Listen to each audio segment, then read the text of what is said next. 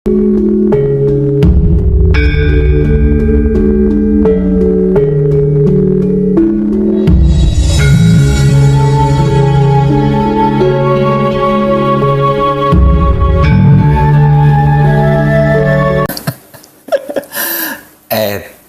tenan, bener-bener tenan edane. Maaf, mohon maafkan saya.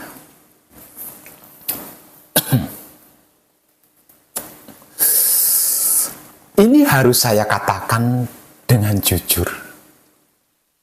Blak kotak apa adanya tanpa tedeng aling-aling.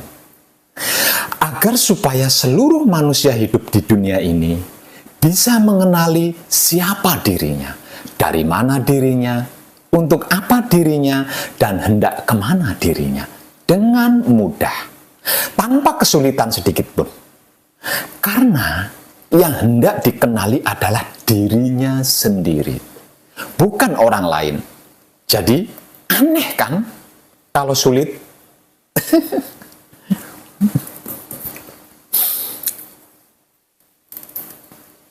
Selama ini kan hampir semua mengalami kesulitan. Baik itu caranya maupun syaratnya yang tidak gratis. Padahal mau mengenal dirinya sendiri. Namun sesulit mengenal seorang artis atau pejabat tinggi. Dan semua itu dikarenakan adanya manusia-manusia di zaman modern ini yang menggunakan cara-cara yang jauh lebih licik dibanding dengan cara manusia-manusia di zaman jahiliyah. Bagaimana tidak? Coba simak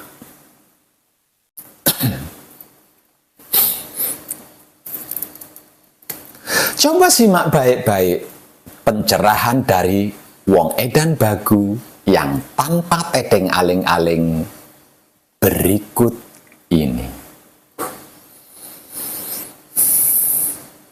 Diawali dari sepatah pertanyaan yang jika dikaji bisa memenuhi luasnya alam semesta ini, yaitu siapa Tuhan?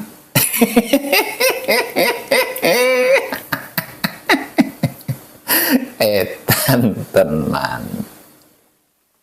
Tuhan ini diperkenalkan oleh manusia ke manusia.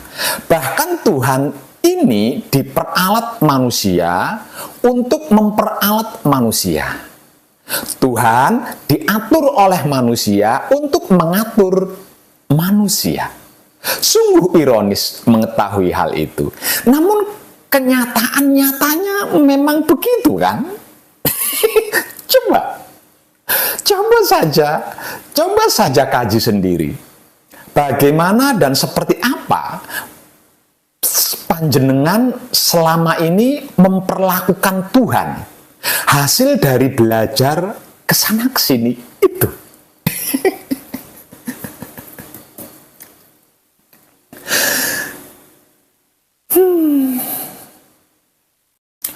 Ada kalanya Tuhan disuruh jaga rumah, jaga harta benda, jaga kebun, jaga sawah, jaga ladang, jaga mobil, jaga motor, jaga sepeda di parkiran.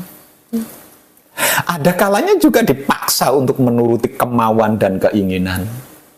Kalau tidak, diprotes, bahkan dilecehkan dan dihina. Kalau sesuai yang dimaui, dipuja dan dipuji. Kalau tidak sesuai dengan yang diinginkan, dikecam.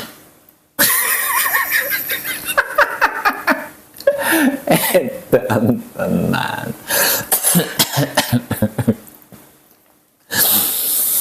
Inilah bangsa manusia di zaman modern sekarang ini. Caranya jauh lebih licik dibandingkan dengan cara-cara manusia di zaman jahiliyah, kan? Tidak mengaku sebagai Tuhan secara langsung atau terang-terangan, namun merasa paling benar, paling baik, paling pintar, seolah-olah dirinya Tuhan. Kalau dulu Fir'aun mengaku dirinya sebagai Tuhan secara langsung, dengan cara tidak manusiawi. Manusia sekarang tidak secara langsung dan tidak terang-terangan mengaku dirinya sebagai Tuhan. Namun, dengan cara yang sangat licik, dia mengatur dan dirinya lah yang paling benar, pintar, cerdas, hebat, bahkan berkuasa, sehingga dapat mengatur Tuhan sesuai keinginannya. Apa itu tidak lebih parah dari Fir'aun tuh?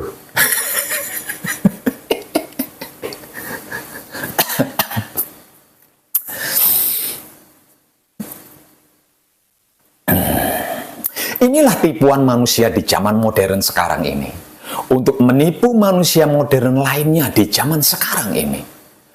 Allah Subhanahu wa Ta'ala berfirman, janganlah kamu termasuk orang-orang yang menyekutukan Allah, yaitu orang-orang yang memecah belah agama mereka, hingga mereka menjadi beberapa golongan. Serta setiap golongan merasa bangga dengan apa yang ada pada golongan mereka. Para leluhur pendahulu kita di Jawa telah menjelaskan dengan sangat gamblang bahwa Tuhan itu Sang Awir Agni, Sangkeng Tahen, Kadini, nak sangkeng dadi kita. Artinya Tuhan itu seperti api di dalam kayu, seperti minyak di dalam santan, seperti lezat di dalam madu. Wayapi, wayapaka sarining paramata tua. Durlaba kita. Artinya engkau berada di mana-mana sebagai intisari kebenaran tertinggi, yang sering saya bahasakan sebagai kesadaran, cinta, kasih sayang, hidup atau ruh suci, dan bersifat rahasia atau gaib. Dari sini dikatakan sangat jelas sekali bahwa Tuhan itu sebagai intisari kebenaran tertinggi dan bersifat rahasia. Maka kalau ada yang mengaku dirinya Tuhan, sehingga bisa mengatur-atur Tuhan sesuai keinginan yang dia maui, itu kebohongan terbesar dalam sejarah peradaban manusia di muka bumi ini. Berhati-hatilah dengan jebakan tersebut.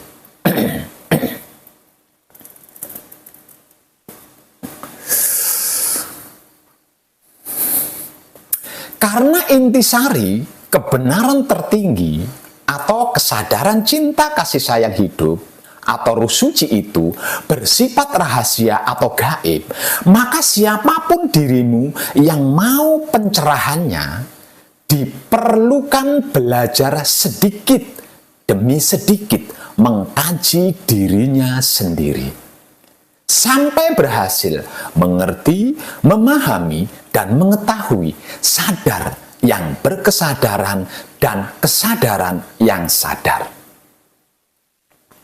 Namun sayang, 1000 kata kali sayang, selagi engkau masih melakukan perbuatan syirik, arti maksudnya menyekutukan atau menduakan Tuhan, maka selama itu pula sadarmu tidak akan pernah bisa berkesadaran, dan kesadaranmu tidak akan pernah bisa sadar.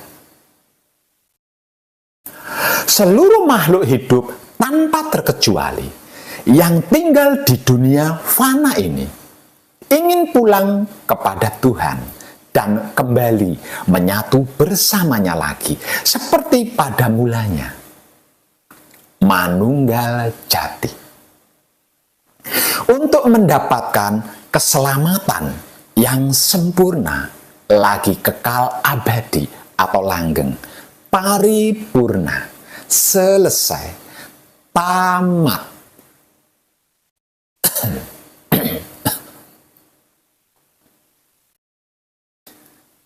Karena itu, seluruh makhluk hidup di dunia fana ini selalu berpikir tentang Tuhan dan memuja serta memuji Tuhan dengan berbagai cara dan teknik ritual menurut keyakinannya masing-masing. Namun, semua upaya itu sia-sia, sebab itu pun termasuk perbuatan syirik, yang artinya menyekutukan atau menduakan Tuhan. Sebab keinginan berangkat dari rasa atau perasaan bahwa dirimu itu ada. Tentang Tuhan dan soal Tuhan sudah terlalu sangat amat banyak saya memberikan pencerahan tanpa tedeng aling-aling, menggunakan bahasa paling sederhana dan berbagai macam sudut pandang. Tinggal panjenengannya mau menyimaknya dengan baik apa tidak. Itu saja. Bahwasanya Tuhan adalah ketiadaanmu sendiri, baik secara raga maupun secara jiwa. Jadi, selagi engkau masih berpikir tentang itu ininya Tuhan dan batinmu masih memuja-muji Tuhan, berarti dirimu masih ada sebagai sarana untuk menyekutukan atau menduakan Tuhan, alias masih melakukan syirik. Wow.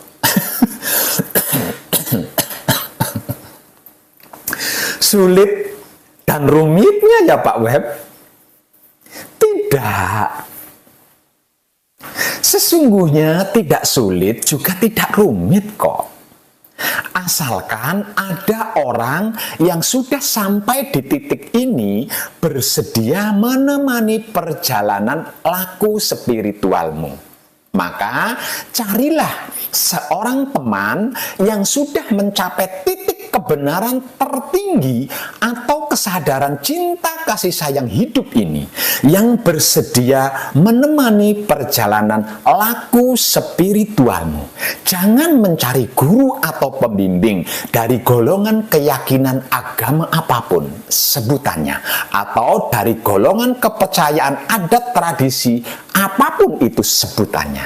Karena itu hanya akan membuatmu terjebak dan semakin terbelenggu di dalamnya.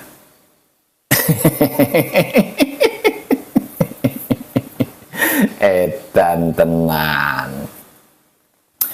Tanda atau ciri-ciri orang yang sudah berhasil mencapai titik kebenaran tertinggi atau kesadaran cinta kasih sayang hidup ini seperti apa Pak Web?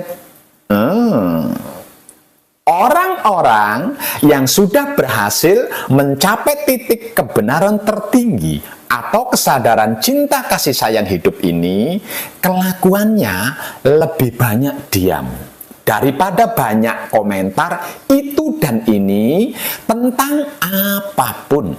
Perbuatannya dimanapun dan kapanpun waktunya selalu hanya menebar kebajikan atau menebar kesadaran cinta kasih sayang hidupnya kepada apapun dan siapapun tanpa pandang bulu. Dan ketika diminta untuk menjadi teman seperjalanan laku spiritual, dia akan mengabdikan seluruh jiwa raganya dengan cuma-cuma. Selain tidak akan meminta imbalan sepeser pun dalam bentuk apapun, juga tidak mau dianggap guru atau pembimbing. Selain akan menunjukkan jalan kemerdekaan bagi dirimu, dia juga akan menunjukkan ranah dewasa dan mandiri bagimu. tidak mengikatmu, bukan menguasaimu, apalagi meletakkanmu di ujung jari telunjuknya. Itulah ciri-ciri orang yang sudah mencapai titik kebenaran tertinggi atau kesadaran cinta kasih sayang hidup. Kalau diminta untuk menemani perjalanan laku spiritual.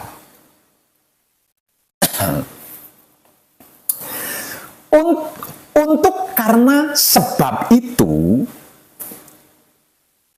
untuk bisa mencapai kebenaran tertinggi atau kesadaran tertinggi yang sering saya bahasakan dengan sederhana sebagai kesadaran cinta kasih sayang hidup, carilah orang yang sudah berhasil mencapai titik kebenaran tertinggi atau kesadaran cinta kasih sayang hidup. Lalu mintalah untuk menemani perjalanan laku spiritualmu. Karena hanya orang-orang yang sudah berhasil mencapai titik kebenaran tertinggi atau kesadaran cinta kasih sayang hidup yang akan menunjukkanmu kemerdekaan, kedewasaan, dan kemandirian dirimu sendiri. Sehingga engkau bisa menjadi diri sejatimu sendiri dalam berspiritual. Sehingganya lagi, engkau akan bisa mengalami dan menyaksikan sendiri dengan mata kepala kesadaranmu sendiri, menurut versimu sendiri, mengenai tentang apa dan bagaimana itu Tuhan yang konon maha segalanya itu. Dan selama ini engkau atur-atur sesukamu itu.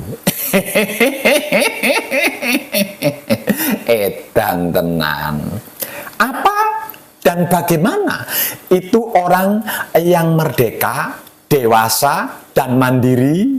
Orang yang merdeka, dewasa, dan mandiri adalah orang yang tidak merasa diciptakan oleh siapapun dan tidak dikuasai oleh siapapun, serta tidak dimanipulasi oleh siapapun. Bagi wong edan bagu, merdeka, dewasa, dan mandiri adalah maha suci hidup.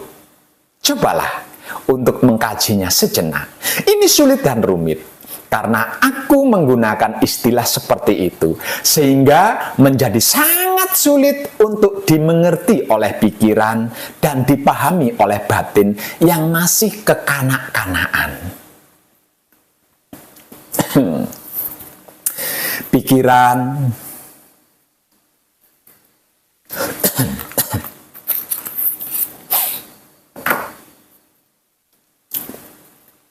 pikiran dan batin kekanak-kanakan selalu dapat mengerti dan memahami bahwa ada Tuhan yang mendominasimu, menjagamu, Tuhan penyayang, pengasih, lagi pengampun, baik, agung, kaya raya, kalau benar masuk surga, kalau salah masuk neraka, dan lain-lainnya yang kau sukai.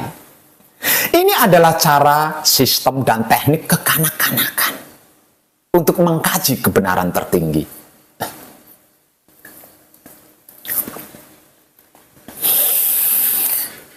Orang tercerahkan berkata, tidak ada Tuhan.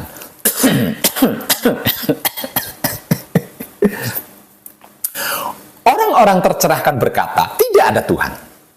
Dan kebebasan adalah mutlak. Kebebasan mutlak adalah Tuhan. Bagi orang yang sudah tercerahkan, kebebasan diri dari seluruh ikatan belenggu duniawi adalah Tuhan. Kemerdekaan, kedewasaan, kemandirian adalah Tuhan. Itulah kebenaran tertinggi. Dan kebenaran tertinggi inilah Tuhan. Ilahi. Nah, yang mau menunjukkan tentang ini hanya seorang teman. Teman seperjalanan laku spiritual. Bukan guru, bukan pembimbing. Karena di sepanjang sejarah peradaban kehidupan manusia, tidak ada satupun guru yang rela muridnya bebas merdeka menjadi dirinya sendiri sepenuhnya. Tidak ada satupun pembimbing yang rela, yang dibimbingnya menjadi dewasa dan mandiri. Sebab karena itu, jangan mencari guru atau pembimbing, apalagi dari golongan agama, kalau tidak mau terikat belenggu dan dogma atau doktrin yang akan membuatmu selamanya menjadi anak-anak, sehingga sulit dan susah untuk dewasa dan mandiri. Loh, kok begitu Pak? Loh, kok begitu Pak Beb? Loh, kok begitu Pak Beb? Ya.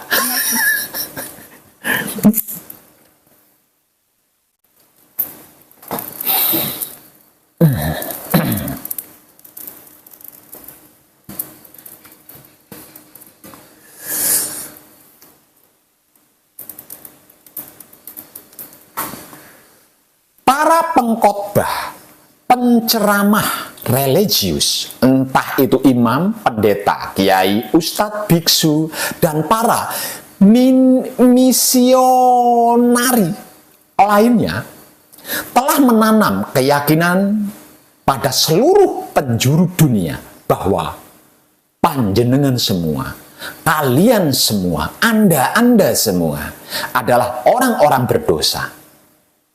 Dengan kalian yang selalu merasa berdosa dan berdosa, ini baik bagi mereka, para misionari. Kecuali jika panjenengan tidak meyakini atau tidak mempercayainya. Kalau engkau tidak meyakini dan mempercayainya, maka profesi dan pekerjaan mereka tidak bisa berlanjut. Karena itu, agar supaya profesi dan pekerjaan mereka bisa terus berkelanjutan hingga ke anak turunnya nanti, maka engkau, panjenengan, kalian, Anda semua harus menjadi orang yang selalu merasa berdosa selama-lamanya. Sebab hanya dengan begitu gereja, kuil, masjid, wihara, pura, kelenteng, candi, dan lain-lainnya itu bisa berkembang terus hingga sampai ke anak cucu bla bla bla bla bla bla seterusnya.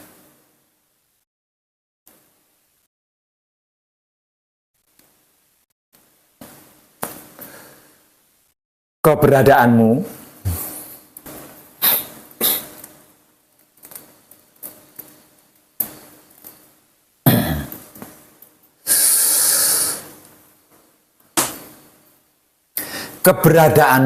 yang di dalam dosa adalah kesuksesan mereka. Rasa dan perasaan bersalahmu adalah dasar dari semua masjid teragung itu ada. Gereja tertinggi itu ada, wihara terindah itu ada, kelenteng termewah itu ada, kuil pura termegah itu ada. Semakin engkau merasa bersalah dan berdosa, semakin banyak masjid-masjid, gereja-gereja, kelenteng-kelenteng, wihara-wihara, pura-pura, kuil-kuil, dan rumah-rumah Tuhan lainnya akan dibuat dan akan dibangun lebih indah, megah, tinggi, dan mewah. Dan semuanya itu dibangun di atas rasa dan perasaan bersalahmu, di atas rasa dan perasaan berdosamu, di atas rasa dan perasaan rendah dirimu. Karenanya, mereka memperalat Tuhan untuk menciptakan manusia-manusia yang rendah diri, manusia-manusia berdosa, dan manusia-manusia bersalah menurut rasa dan perasaannya masing-masing diri yang telah berhasil didogma dan didoktrin dengan dosa-dosa buatan manusia untuk membuat manusia-manusia berdosa seperti panjenengan-panjenengan, seperti kalian-kalian, seperti Anda-Anda yang masih bangga menjadi seorang pengikut yang enggan, bahkan tidak mau menjadi orang merdeka, dewasa, dan mandiri.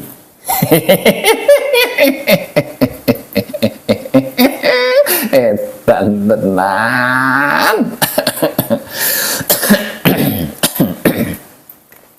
Percayalah.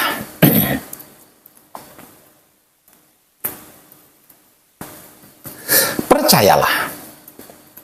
Sesungguhnya tidak ada perbedaan antara seorang Muslim, seorang Kristen, seorang Hindu, seorang Buddha, seorang Konghucu, seorang kafir, dan lain-lain sebagainya. Dalam hal agama, semuanya sama.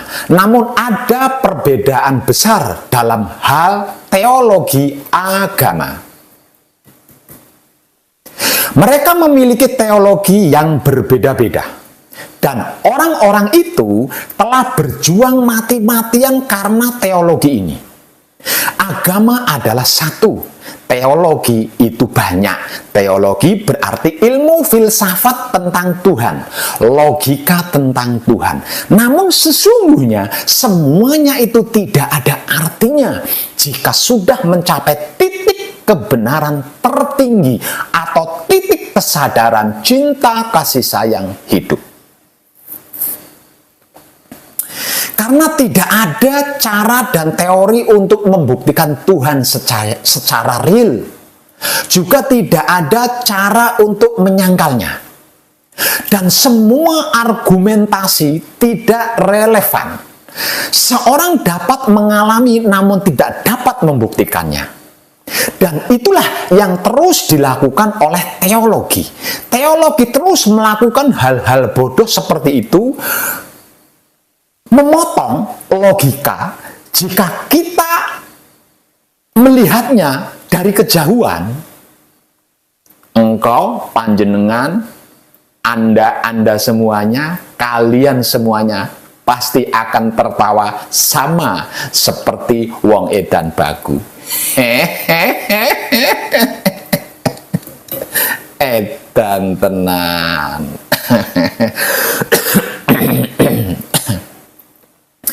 Ini sangat konyol. Teologi adalah omong kosong jika tentang Tuhan. Dan karena teologi agama menjadi racun, orang yang benar-benar religius tidak akan memiliki teologi. Yang dia punya hanyalah pengalaman. Dia punya kebenaran. Dia punya luminositas itu. Namun tidak punya teologi. Namun lagi, apapun alasannya, teologi telah sangat membantu para sarjana. Pakar yang disebut orang terpelajar. Dan ini sangat menarik bagi para pemuka agama, khususnya para penceramah dan pendeta Sangkaracaryas. Itu sangat bermanfaat bagi mereka. Seluruh urusan mereka gantungkan padanya. Kalau wong edan bagu memotong akarnya, itu akan menghancurkan bisnis besar mereka. Karena mereka bergantung pada penipuan yang sangat besar itu. Jadi, walaupun itu adalah bisnis politik yang paling jelek dan buruk di dunia, wong edan bagu tidak akan memotong akarnya. Cukup sedikit berkata-kata begini saja. Barangkali ada yang mau sadar diri. Edan tenan. Para pemuka agama tidak tahu, namun dia terus berkhotbah. Para teologi belum tahu, namun dia terus memutar teori. Dia sama bodohnya dengan orang yang mereka bodohi. Bahkan mungkin lebih dari sekedar itu. Namun ketidaktahuannya telah menjadi sangat mengartikulasikan.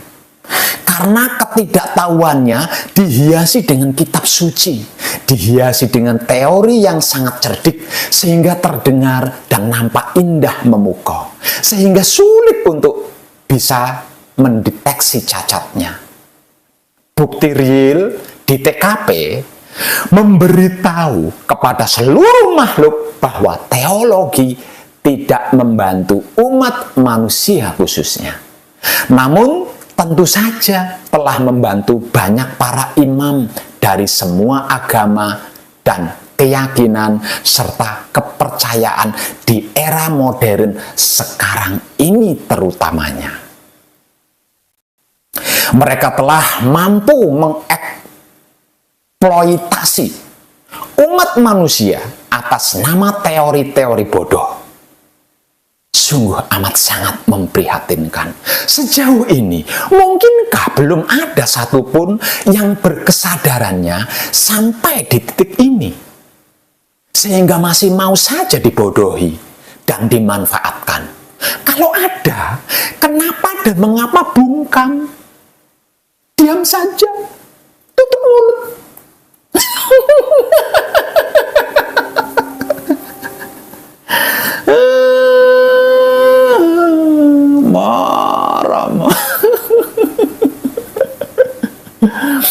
Wahai orang-orang yang selalu rajin pergi ke masjid, gereja, wihara, kelenteng, kuil, pura, dan lain-lainnya itu. Untuk apa?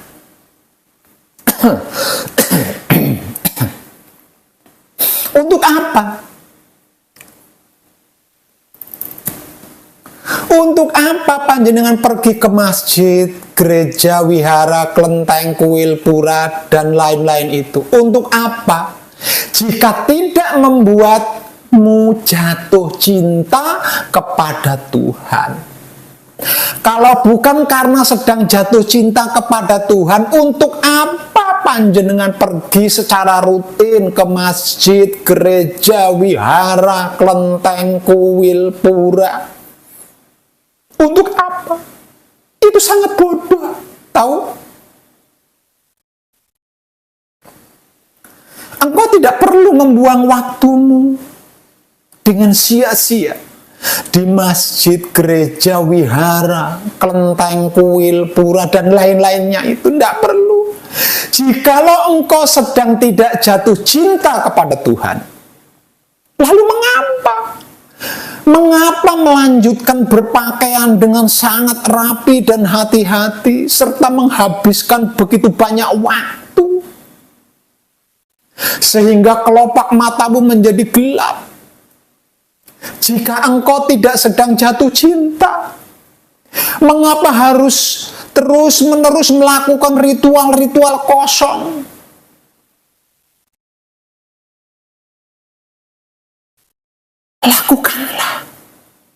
Lakukanlah sesuatu yang lain. Lakukanlah hal lain yang engkau suka. Jangan buang waktumu atas nama agama. Seperti yang sudah saya jelaskan tadi. Karena agama hanya akan mungkin terjadi jika engkau sedang jatuh cinta. Dalam cinta yang mendalam dan intens, barulah doamu terkoneksi. Dan apapun yang engkau katakan memiliki kualitas sakral di dalamnya. Karena itu engkau tidak perlu pergi ke masjid, gereja, wihara, kelenteng, kuil, pura, dan lain-lainnya itu. Tidak perlu. Kalau hanya mau berkata-kata, dimanapun engkau duduk, disitulah masjid, disitulah gereja, disitulah wihara, disitulah kelenteng, disitulah kuil, disitulah pura, disitulah hal lain-lainnya itu. Engkau tidak perlu melakukan ritual-ritual beraneka macam ragamnya untuk memuja dan memuji yang ilahi dengan sesaji yang beraneka macam rupa dan warnanya, Karena apapun yang engkau lakukan akan menjadi ibadah bagimu sendiri. Aku mengatakan, aku tidak pergi kemanapun. Karena dimanapun engkau pergi dan kemanapun engkau menghadap, disitulah Tuhan. Kapanpun aku duduk, saya selalu menemukan Dia hadir di sekitar saya. Dia tidak lebih berada di masjid, gereja, wihara, kelenteng, kuil, pura, dan lain-lainnya itu. Karena dia meliputi semua itu. Segalanya dan seluruhnya. Dia tidak lebih dimanapun, juga dia tidak kurang dimanapun. Sebab dia persis dimanapun. Aku tidak membawa makanan dan minuman khusus untuk dipersembahkan kepada Tuhan. Karena ketika aku makan dan minum, itulah persembahanku kepada Tuhan. Lihatlah keindahan pernyataanku ini. Aku berkata, ketika aku makan dan minum, itulah persembahanku kepadanya. Karena dia ada di dalam diriku. Kenapa saya harus capek-capek buang waktu pergi keluar dari diriku, sedangkan dia ada di dalam diriku?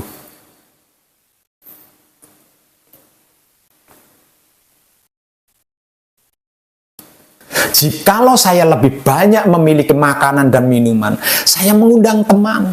Dan ketika mereka makan bersamaku, minum bersamaku, saya menyaksikan dia telah menerima persembahanku secara kasat mata. Agama bukanlah ritual. Agama tidak ada hubungannya dengan formalitas, dengan suku-suku, dengan bangsa-bangsa, dengan bendera-bendera, dengan negara-negara, dan lain-lain sebagainya. Agama adalah urusan cinta individu dengan Tuhan. Sebab karena itu saya berkata, untuk apa selalu rajin pergi ke masjid, gereja, wihara, kelenteng, kuil, pura, dan lain-lainnya? Untuk apa? Untuk apa semua itu? Jika tidak membuatmu jatuh cinta kepada Tuhan. Kalau bukan karena sedang jatuh cinta kepada Tuhan, untuk apa kalian pergi secara rutin ke masjid, gereja, wihara, kelenteng, kuil, pura, dan lain-lainnya itu? Itu sangat bodoh tahu. Edan tenan. Saya, Wong Edan Bagu mengucapkan selamat rahayu dan terima kasih. I love you.